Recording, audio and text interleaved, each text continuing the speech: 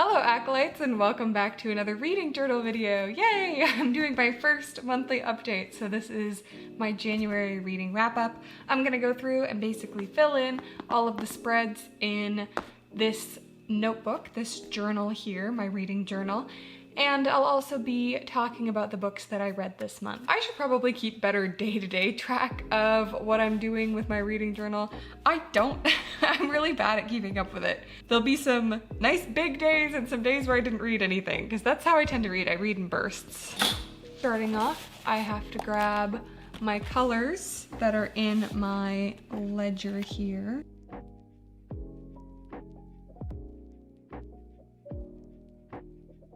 And then I didn't read anything until the 19th, where I read an entire book in one sitting. So that's 329 pages in one day.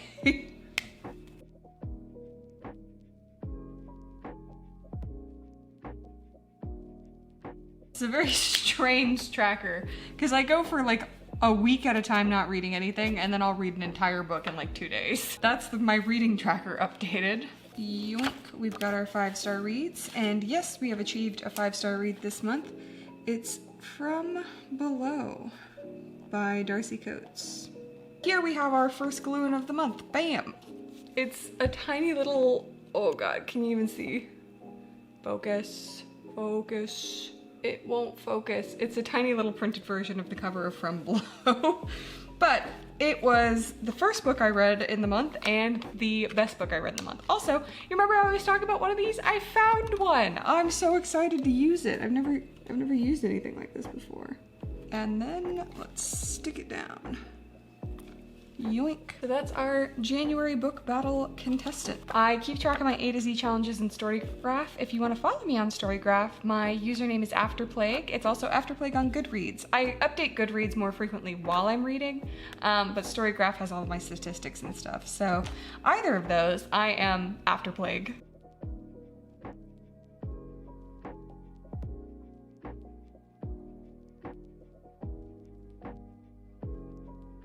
Now we can do the authors.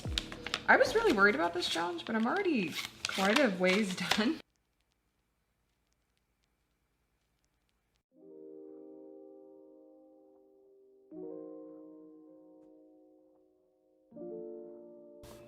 And I think that's everything for February. Indeed it is. Next up, we are filling in our medical examiners challenge. All of them had deaths, believe it or not. Would anybody like to guess who had the most deaths?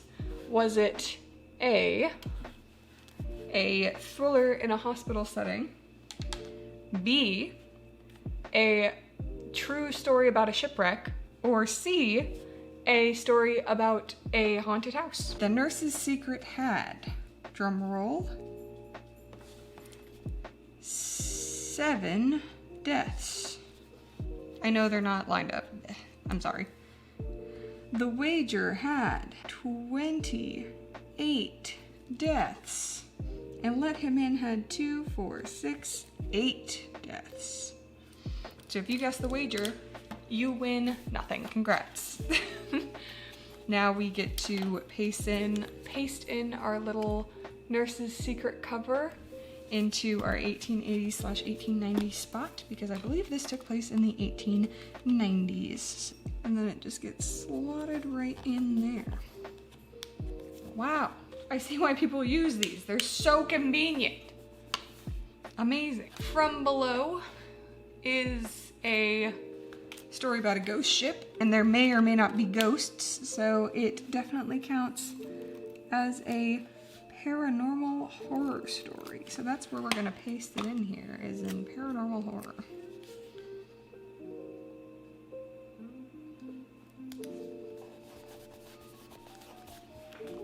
Perfect. I don't know whether The Wager counts as historical fiction. I don't know if it does, because technically it's a nonfiction book, I think. So I'm not gonna put it in. Don't think then we hit any of these unless we count A Nurse's Secret as historical fiction. But I only want to count it once, and I also have hospital setting on this side. Do we count it as historical fiction or hospital setting? I think we count it as hospital setting because I'm going to be reading a lot of historical fiction with my Decades Count challenge, so we'll call this one The Nurse's Secret.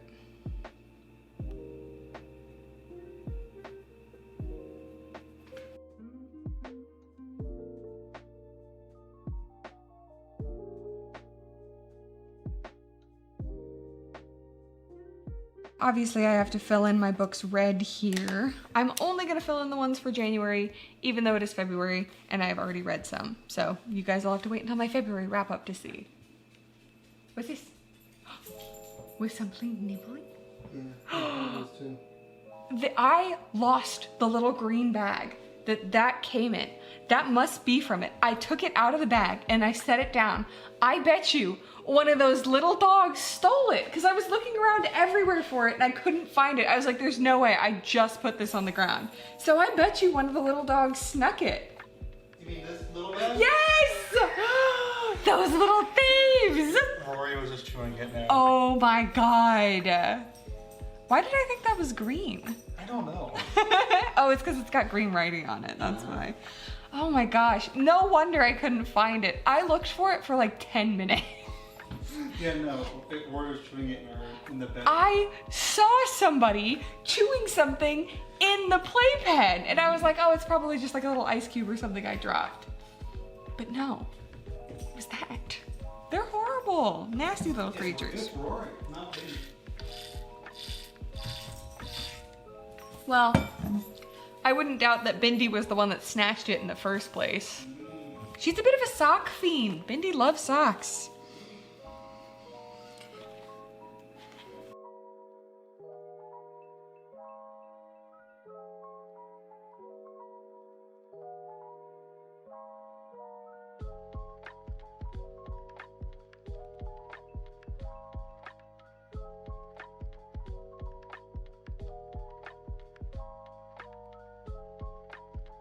Oh yay.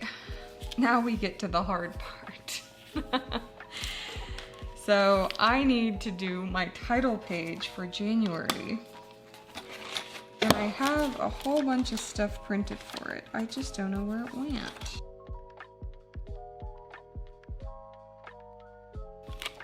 I'm not super accurate with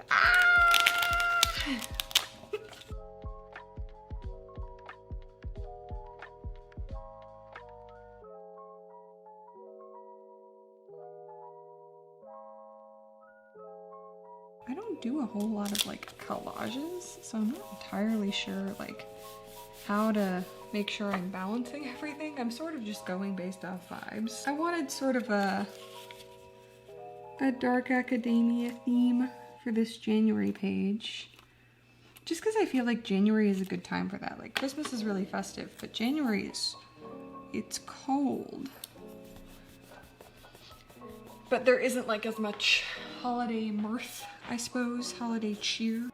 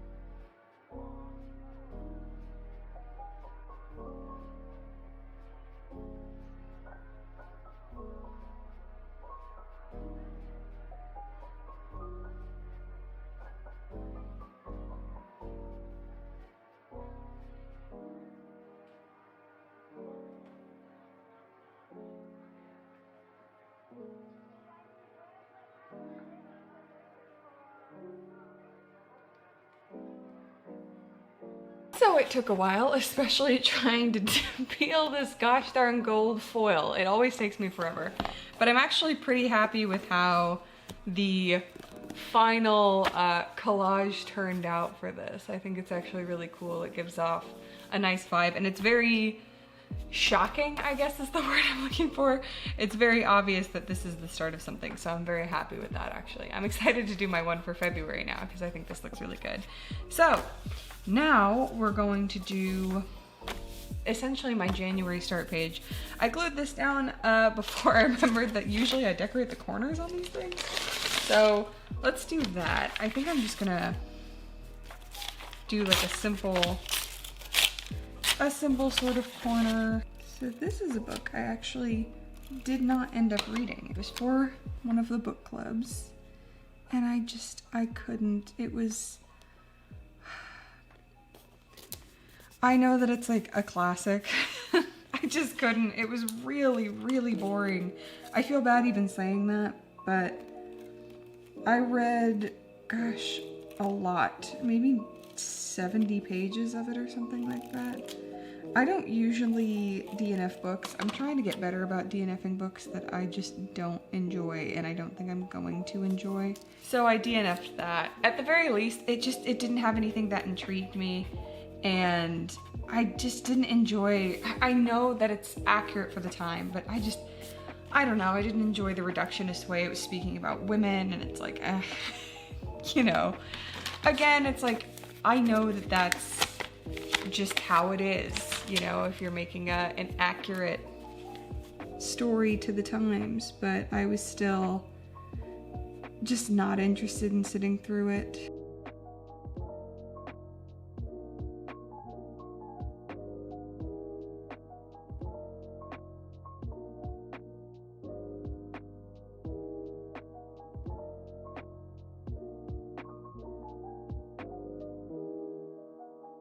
Did not attend the behind closed doors meeting. I did not attend the good book, and I did not attend.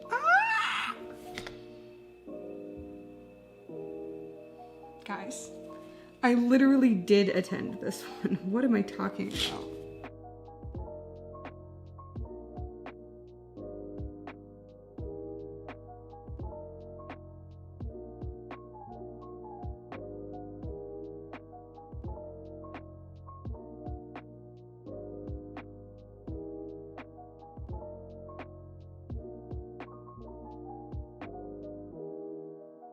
It's kind of a cute way to type. I definitely should have put that one underneath, but that's okay. I'll remember for next time.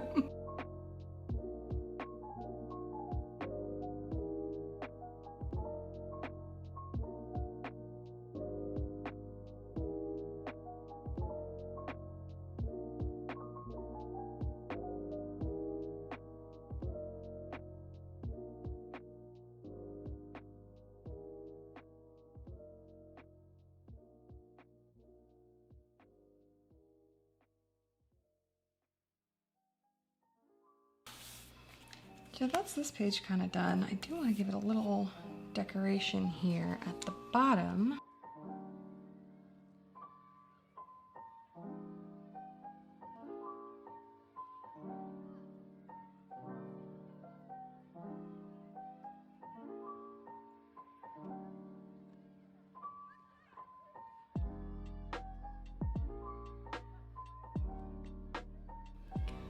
So I took some time off screen to figure out how to lay out this calendar here, and I'm mostly sure I've got it right. I've checked my phone a few times just to make sure.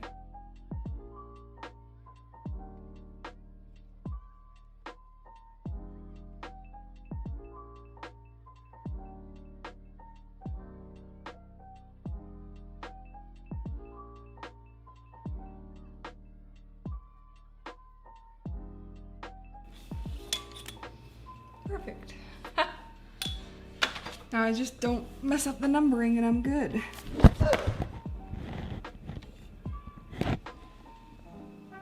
Are we okay? Ow! Guys, the camera fell on me. That hurt. also scared the living daylights out of me. Thankfully, nothing's broken. Ow! Jesus.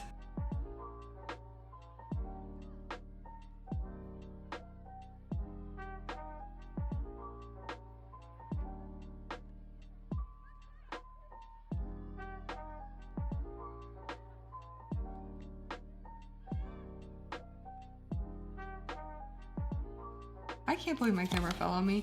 Guys, that hurts so much. Like, I'm still sore, actually. That hurt.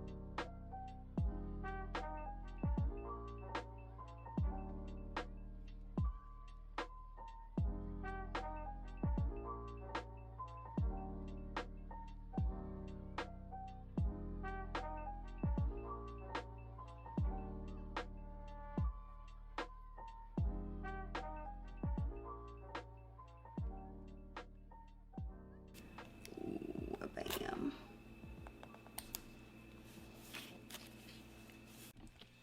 So this is this spread finalized. You can see my calendar here. I've got where I start and finish reading each book. X's mean DNF, and there's a little key down here at the bottom. Yoink, you can see that. There you go. I think I might add like one more little decorative something here, maybe a stamp. Oh no, the baby. The baby's so excited. I think it's very funny to have this little butterfly sticker right next to the moth. So we're gonna do that. Boink. It's like a specimen sample.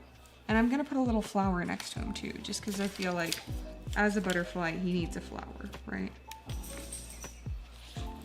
So that is this spread done. I feel strongly about renting books from the library or reading ebooks because I like to have the physical book on my shelf as a trophy. However, I am also broke and live in a one-bedroom apartment. So we don't have room for me to keep buying books as much as I would like. So instead, I have seen these online before and I decided to make some of my own teeny tiny books. Here is my like little dollhouse bookshelf, right? It's pretty cute. And then inside I have all of these little tiny books. Oh, can you see that? That have the cover. And then check this out. So I'm gonna fill them with some paper essentially, right? Fold them like this. Ah!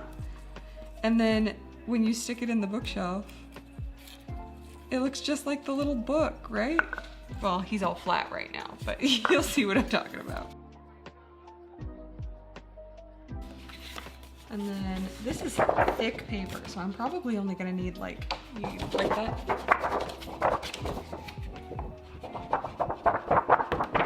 There we go. Got a good wub for you. So now I know we're supposed to take like a little bit of Mod Podge. Mod Podge. I always say Mod Podge, even though I know it's not correct. So if I say Mod Podge, don't kill me. I know a lot of people say Mod Podge. Oh God, it's already all over my fingers.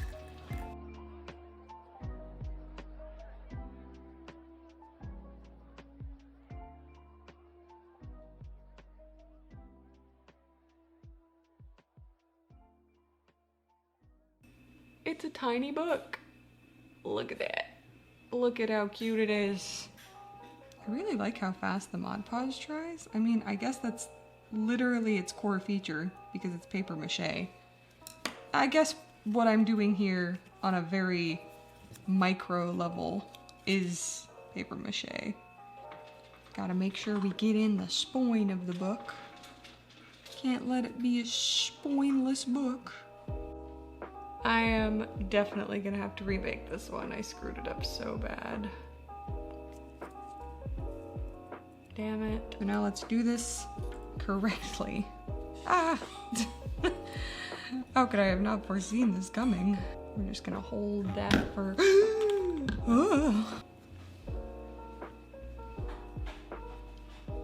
Get all this wonderful Mod Podge on there. Yoink.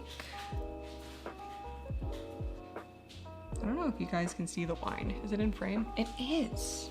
Oh no. You all can see I'm an alcoholic.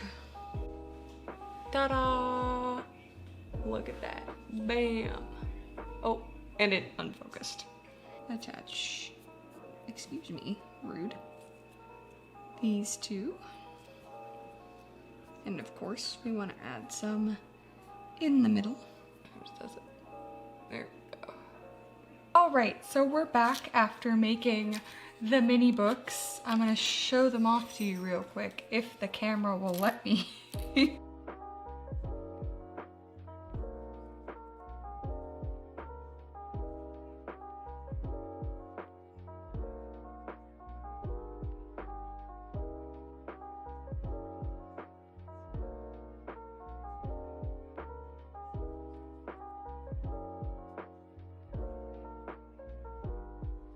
The Wager is a little bit thinner than the other books. He was my experimental one, so the rest of them have 3 pages, quote unquote, on the inside, and The Wager only has 2. So he's a bit of a skinnier book in comparison, but I still think that he looks great on the shelf. And here's what our little shelf looks like.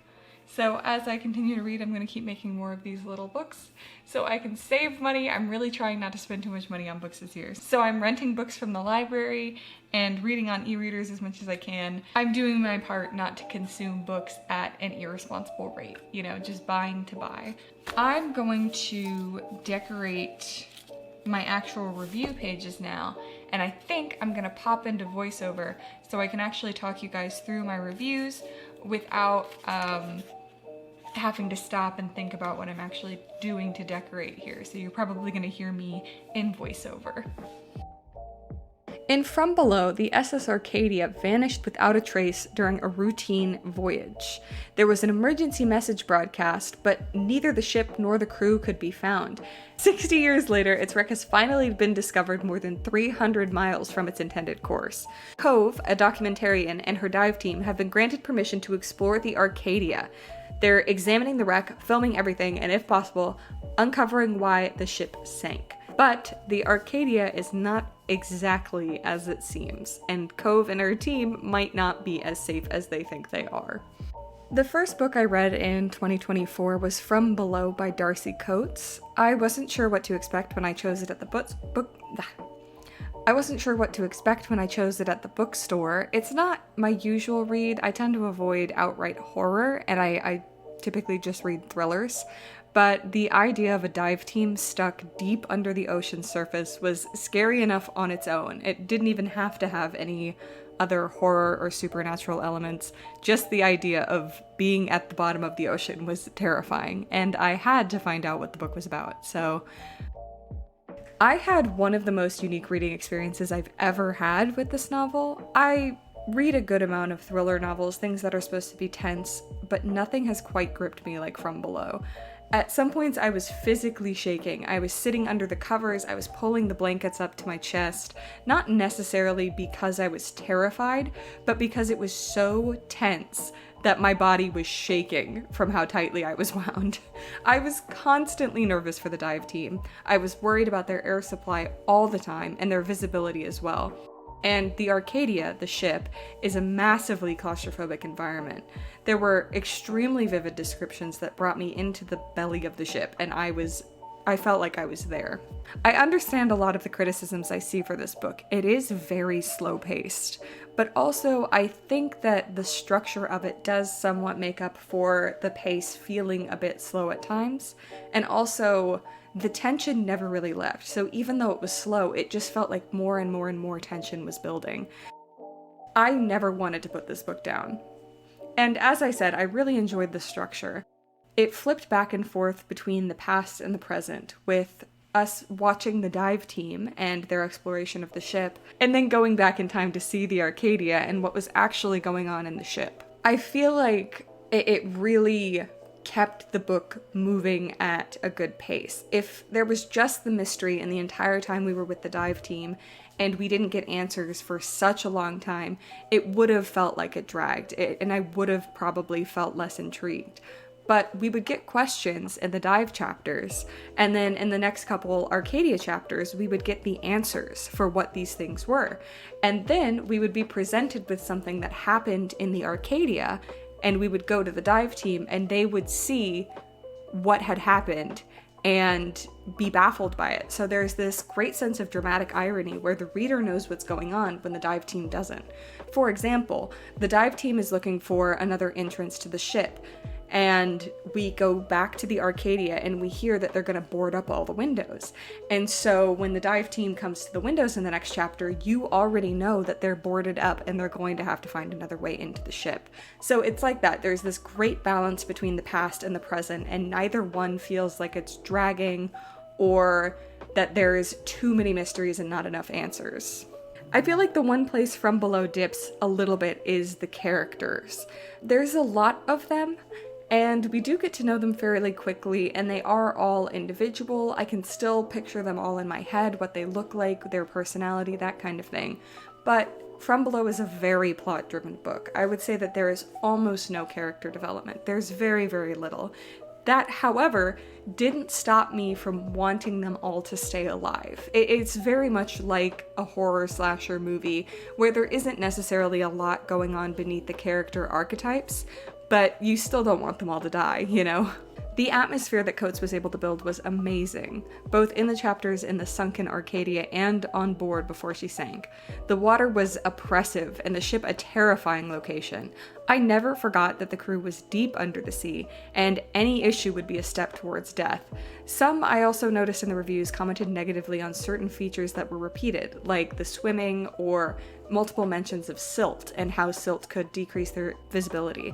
But in my opinion, each mention was powder packed into a powder keg. Each mention wound me tighter, made me more nervous for when the inevitable happened. And when it happened, the silt outs were terrifying, and near the end of the book, it makes it even more tense when any wrong move could leave them more blind.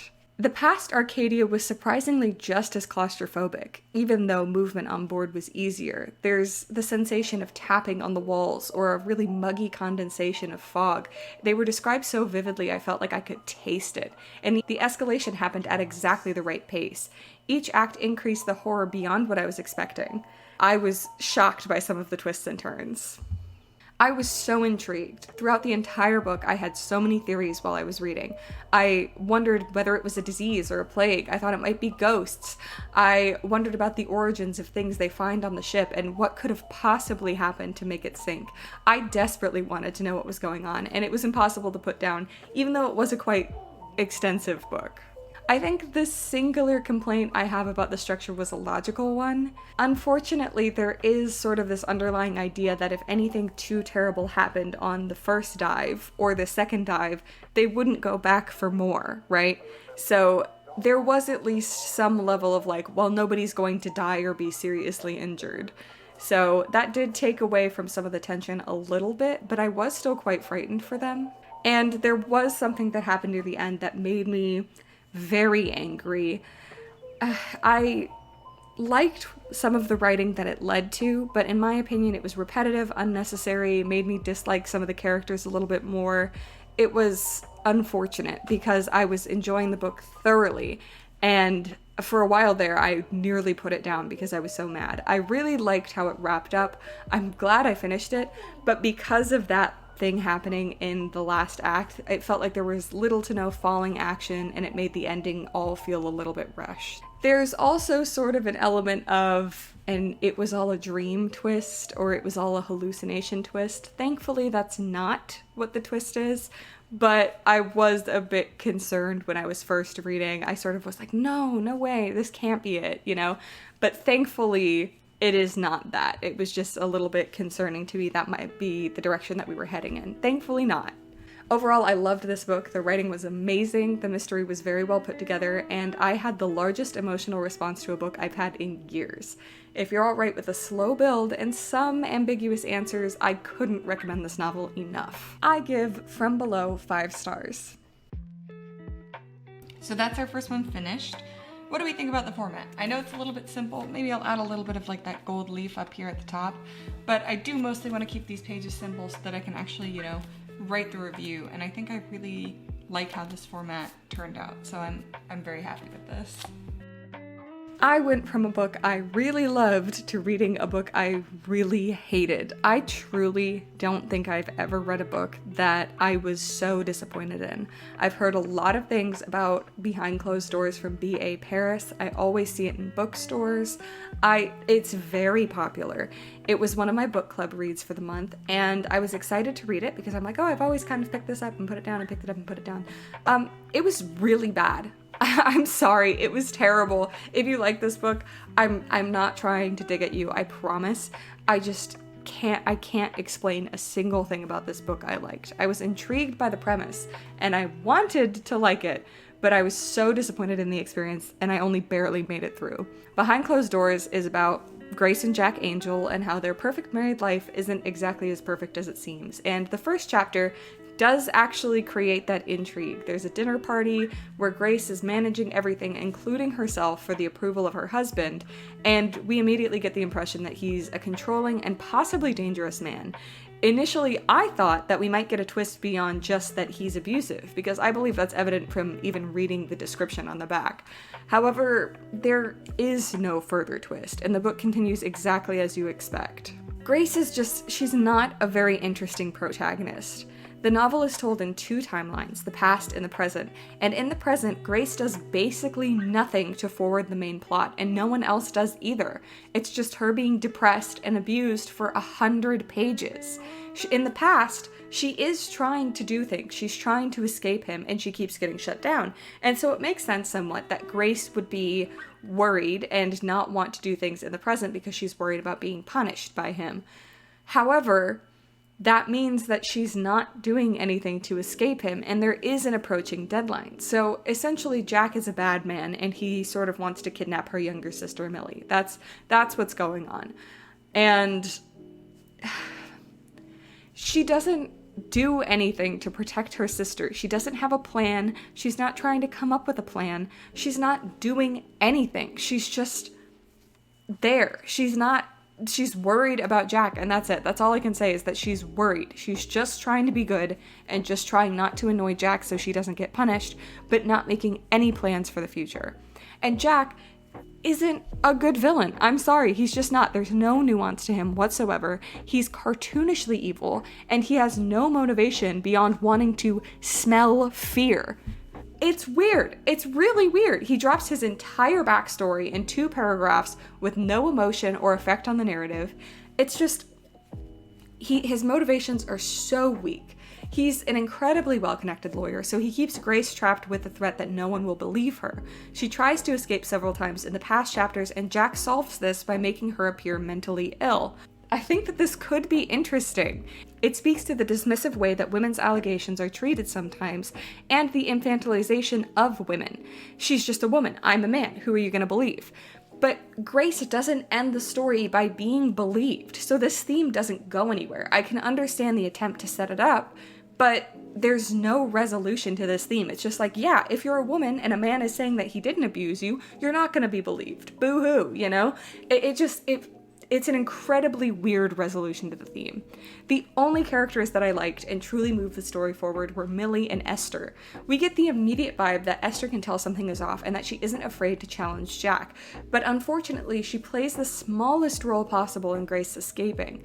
Millie, however, is extremely instrumental in the ending. She is the only one moving the plot forward. Despite having a clear deadline, Grace is doing nothing to foil Jack. She had zero plan before Millie interfered. I did like Millie. I found her very endearing. Of course I wanted her to be safe, but none of the other characters were anything. My biggest complaint, however, is the complete and utter lack of descriptions. There were pages of dialogue with absolutely zero description of what the characters are doing in the scene. Often the author will tell us exactly how a character is feeling instead of showing their actions or expression or body language changing. The characters are basically floating heads, and the dialogue isn't clever or mysterious. Somebody will say something and they mean exactly what they say. There's no lie. There's no mystery. There's no deeper layer to the characters. There's no atmosphere, and the writing is horrible. It's so basic. I didn't enjoy it at all. Maybe I would have liked it more if Grace had a plan that she was building to, almost like the structure of a heist movie. Like, She's got this grand plan in her head, but we don't know what it is. But we can see her steal a bobby pin or slip a knife into her purse. Or, you know, we're seeing her do these things where she's building to this grand escape plan that she has. And then Millie gives her the opportunity to finally spring this plan she's been working on for ages. But there isn't that. There was nothing. Also, of note, this is just a spoiler, big spoiler. Jack leaves a puppy to dehydrate to death in their basement during their honeymoon. Usually animal cruelty is an automatic DNF for me. I immediately, when the dog was introduced, I'm like, I know exactly what's gonna happen to this dog, and if it happens, I'm gonna put this book down, I'm gonna DNF it. I didn't, I finished it, but yeah, he dehydrates a Labrador puppy to death.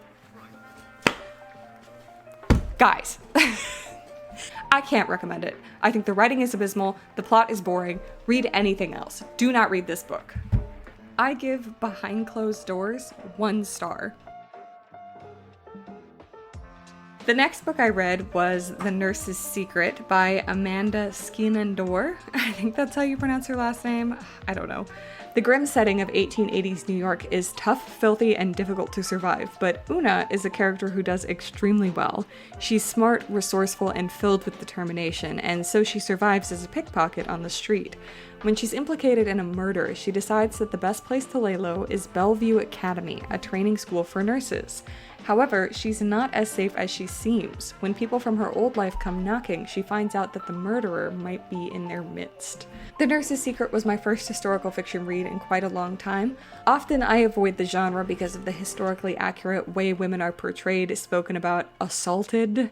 And like others of the genre, Nurse's Secret does not avoid that. Women are spoken about dismissively, called delusional and hysterical, and there is a scene where Una is sexually assaulted by a police officer that's searching her. While it's minor compared to the rest of the story, I would still caution those who are interested in reading. There are sensitive topics. But the book itself was actually very good. Una as a protagonist is extremely fun to read about. She's very clever, and the author makes full use of her intelligence. She works hard, and her ability to read people serves her very well at Bellevue. It's amazing to watch her transformation into a nurse. She's also unflappable because of her experiences, and it makes me believe she really would have the gall to try and track down a serial killer. Like, she's just a girl, and yet she wants to solve this murder. My only complaint with Una, and it's a very small one, is when she is initially in the nurse's school, she slacks off. And for someone doing their best to fly under the radar, that seems like a huge misstep for her. It seems like somebody with her level of intelligence and her desire to stay in the nursing school, it just seems out of character for her. It wasn't too immersion breaking, but it did sort of make me pause. The other characters aren't as fleshed out as Una, though they're generally sufficient for their roles. Drusilla is a sweet, endearing character, and Edwin was, in general, a gentleman. They serve their purpose in the novel, though I can't describe any development they went through or any traits beyond 1 or 2 basic examples. As I've said, the atmosphere was fantastic. The city was disgusting, and it was described so well I felt like I could smell it. I always had a clear mental image of where Una was and what she was doing, and I really enjoyed imagining the area. Bellevue felt cozy, safe, and warm in comparison, though there were the sterile areas that you would expect, and they felt kind of grand and very historical. You know, it was clear that there was a lot of research that was done to make the time period accurate. The writing was also very well done. I don't really have any complaints about it. I thoroughly enjoyed it. I did, however, have some minor complaints about the overall plot. The hospital only appears at the halfway point of the book, so it feels like it takes a while for the story to get started. I also think the mystery was a little basic. So the killer has specifically been killing people from Una's part of town, and so the police aren't really looking into it as a serial killer. They're just like, oh yeah, that part of town is violent and crazy and blah blah blah. But there's a character that speaks so vitriolically about the scum of the city that it seemed like it was too obvious for them to be the murderer. I kept waiting for the twist that it was actually someone else, but no, it was exactly who you thought it was. The method of killing was very interesting, though. It's actually something that I wouldn't have thought about. And it's something that Una would have only been able to realize after she was a nurse because he was specifically using medical equipment. Something I did really enjoy was the foreshadowing in the book. Nothing was brought up without any purpose, and everything had a satisfying payoff. The reader can see these coming from a mile away, but often they're quite surprised by the execution. For example, one night when Una's out, she has brass knuckles on her. Chekhov's gun demands that at some point they must be used, so I assumed that she would get into a fight and use them in a fight. But instead, she uses them to brace open a door and make her escape. There are numerous examples of this subversion happening throughout, and each time I was delighted. It was great. I loved it. The Nurse's Secret was a fast-paced novel that was a breeze to read, and I'm quite satisfied with the ending. I would recommend it if you're looking for a quick little mystery with a great main character and a vibrant setting. I would give The Nurse's Secret 4 stars. The Wager is a story about a ship that wrecked in 1740 on a secret mission during an imperial war with Spain. The Wager had been chasing a Spanish treasure-filled galleon known as the Prize of All the Oceans, but it wrecked on a desolate island off the coast of Patagonia. The men, after being marooned for months and facing starvation, built a flimsy craft and sailed for more than 100 days, traversing nearly 3,000 miles of storm-racked seas. They were seen as heroes and very brave for surviving their mission, but 6 months later, an even smaller craft landed on the coast of Chile, which contained only 3 castaways, and they told a very different story. The 30 sailors who landed in Brazil were not heroes. The 30 sailors who landed in Brazil were not heroes, they were mutineers. The first group responded with countercharges of their own, of a tyrannical and murderous senior officer and his henchmen. The stakes were life and death for whoever the court found guilty could hang. Next up, I read The Wager. Now, The Wager is a book that's difficult for me to categorize. I think it's technically nonfiction. It is a semi-fictionalized retelling of a real story, but I don't think the author included anything in the fictionalized retelling that was not backed up by mountains of evidence. There is so much research into this book that the last 100 pages are like a glossary and all of his sources and all of these diagrams and stuff. So it's hugely researched. So if you're looking for something very historically accurate, this would be it. It's an amazing story. It's astounding that anybody survived the things that happened in The Wager. Everything that could have possibly gone wrong in their journey did, and with each new event I cringed harder at the struggling and the strife it would cause. It's extremely clear that David Grann is passionate about this historic shipwreck. It was unfortunately extremely difficult to get into. The prologue is engaging, hooking you immediately with some survivors and their conflicting stories. But after that, the first several chapters are so dense and not particularly exciting. There's a lot of research and information that the author is dying to tell you, and you can feel the enthusiasm on the page, but sometimes it feels like the information is being unceremoniously dumped at your feet. There's a lot of information that doesn't seem very relevant to the story being told, like paragraphs about John Byron's mad brother, who doesn't appear within the story. It would be more acceptable if anything came of it, but the author doesn't want to put words or emotions into the characters' mouths, so the fictionalized retellings are not, quote, like a novel, unquote. I'm not sure if that's to be expected. I don't read nonfiction very often. The result of this strict adherence to only provable facts means that there is very little attachment to any of the characters. We don't know about any of their wants or their relationships. All of this together makes it feel, at times, like I'm reading from a textbook rather than a book that's meant to be engaging. Once we're on the seas, it does become a quicker read. What happens at times seems truly unbelievable. The time on the island and the rising tension between the crew is felt deeply, and Grant portrayed it very effectively. Once you're into it, The Wager is a great read. One quick note, if you are somebody who is concerned about cannibalism, as happens in many stories about those who are stranded, there are brief mentions of them considering engaging in cannibalism, and an instance or two where it's stated in passing, but there are no explicit descriptions of cannibalism of any kind. At one point, unfortunately, the crew does kill and eat a dog, so if you are sensitive to that, I wouldn't recommend reading this story. The ending of it all was also pretty interesting. I think it shows what the aftermath of a shipwreck like this might literally be. It felt real, and once again, I think Grant's research really served him well. It's a fascinating story, told well once you get past the slog. I would give The Wager 3.5 stars. I've completed another 2-page spread. Look at all that text! Look at all that writing! I feel like it's looking pretty good. So I actually only have one review left to write, and then I have some charts and stuff for a statistics page. but I might have to take a break because my camera's about to die. We'll see how far I can get into this review page for our last book of the month, Let Him In. So yeah, we'll see. The last book I read in January was Let Him In by William Friend. Alfie, a recent widower, wakes up one night to find his twin daughters at the foot of his bed, claiming there's a shadowy figure. Shadowy? Alfie, a recent widower, wakes up one night to find his twin daughters at the foot of his bed, claiming there's a man in their room. He assumes that the girls had a nightmare. The girl's new imaginary friend seems like a harmless coping mechanism, but the situation quickly develops into something more insidious. They say that he's going to take them away. Alfie calls on Julia, Pippa's sister and a psychologist, to get rid of the malignant tenant from their lives. But Alfie himself is haunted by visions of his wife, and he begins to question the true character of the force that has poisoned his daughters' minds.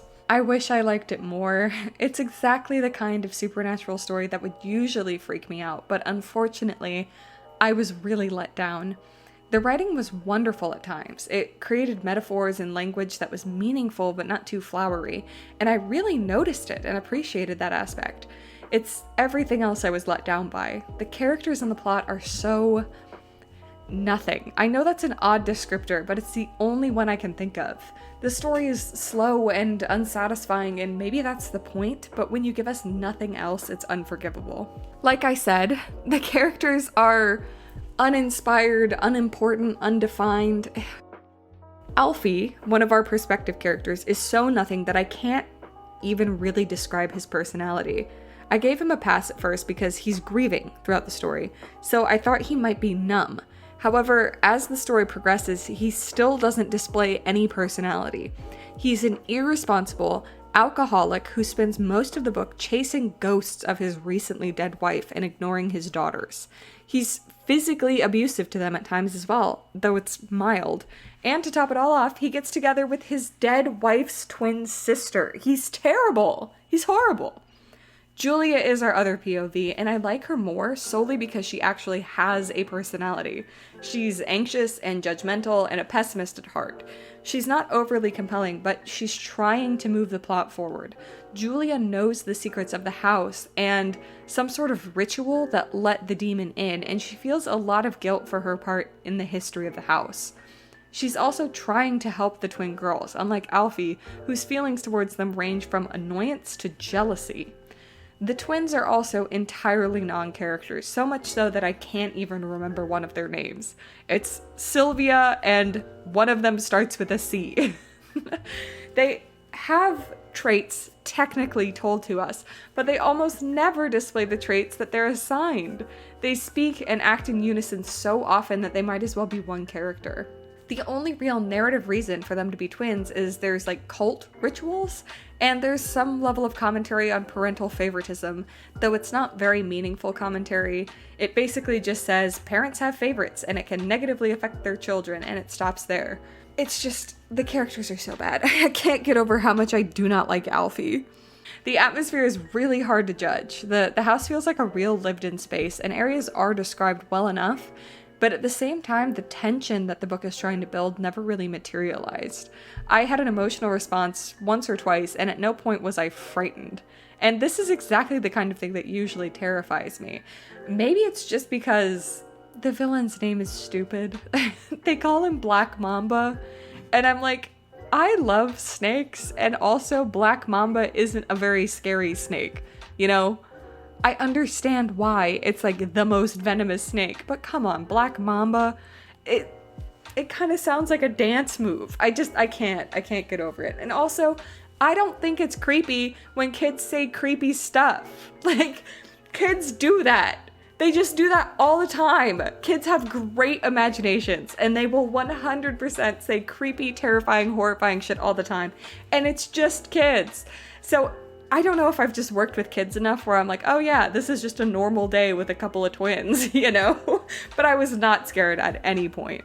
Like I said previously, the writing is good. It's descriptive and imaginative, bringing the house and the characters to life. I also enjoyed some of the use of religious metaphor within the text, although I don't think it ultimately leads to anything. I'm not necessarily super well versed in extended religious lore.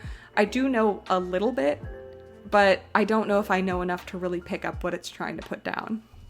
The plot is where this book really falls apart. I've seen other people refer to this novel as literary horror, and if I'd been primed for it like that, I might not dislike it so much, but it's being sold as a horror thriller. The plot is meandering. It's an exploration of grief and the process of grieving, but it feels like it's never moving forward. And though that could be commentary that the grief is not moving forward, there has to be something else going on exterior if the interior isn't moving forward, because otherwise we're just standing here treading water. All of the characters are totally stuck in their loss, but it's just not saying anything. Our characters don't show us different perspectives of grief or different stages of grief. Everyone feels the same over and over for 250 pages.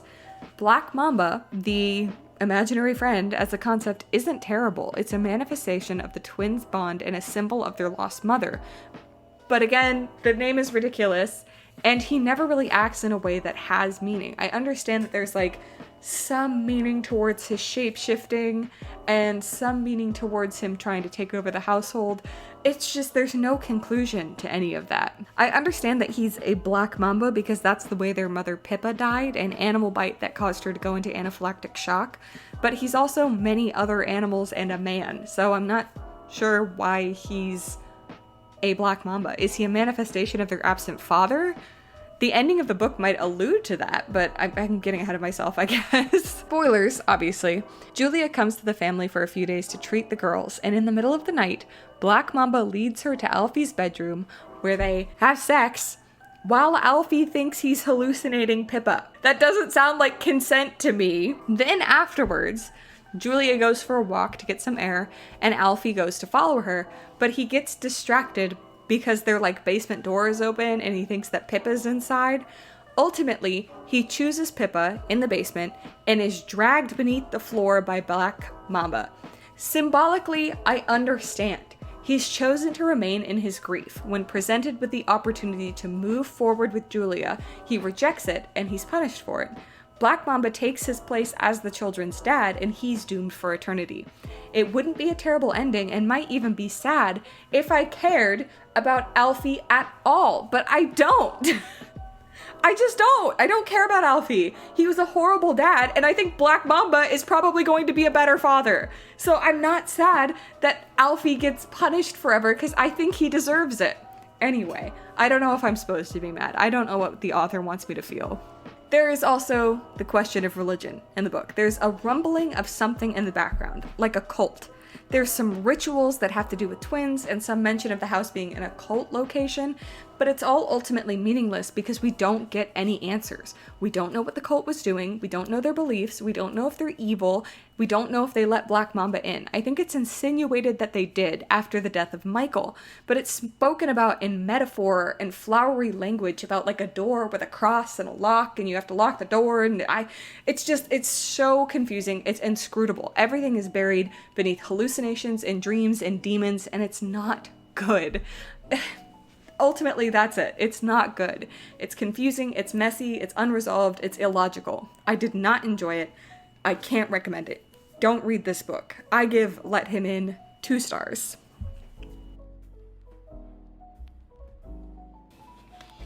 So that is all of the review pages done. Do a little flip through for you.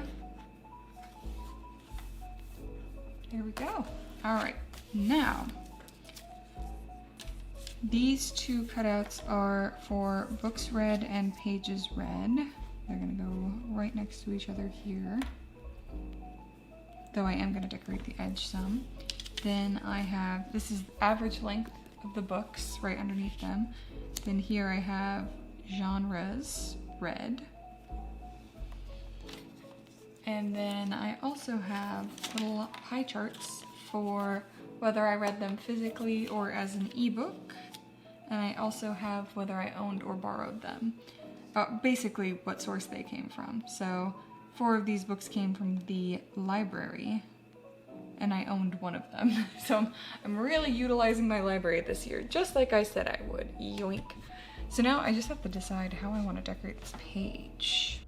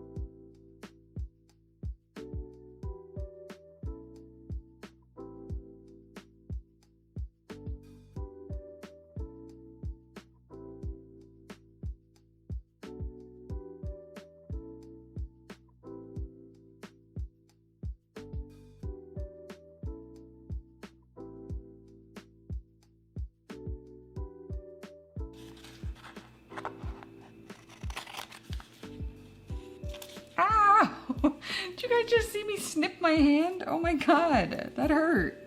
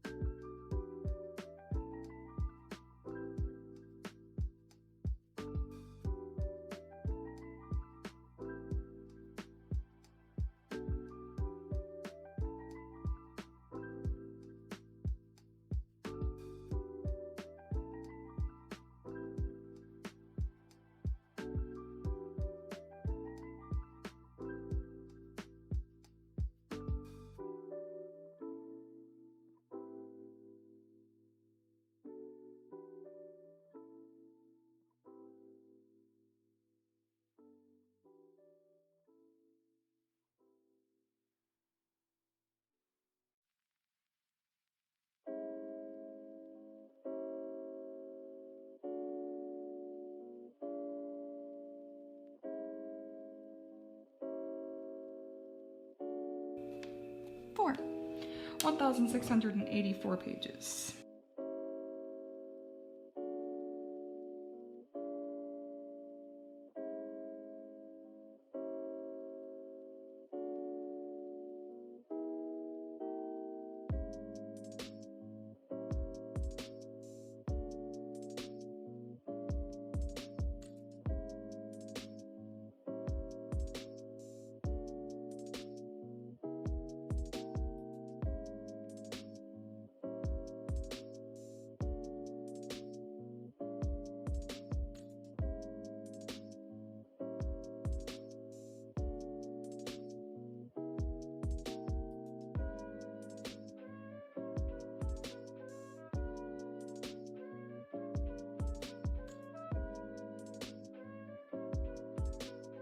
No, I think it makes it too crowded. I wish I had a slightly darker ink color. But this page is alright. Now I got the next one.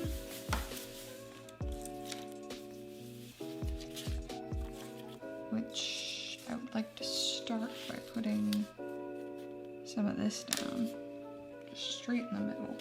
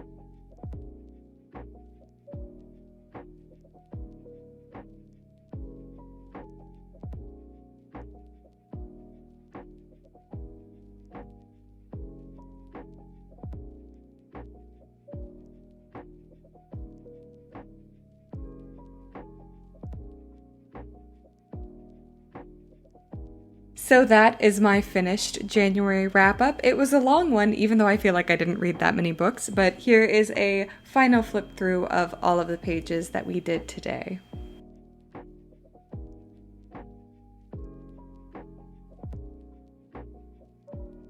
I'd like to thank you so much for being with me and watching. If you like this video, please leave a like. If you want to see more from me, please subscribe. I upload new videos weekly.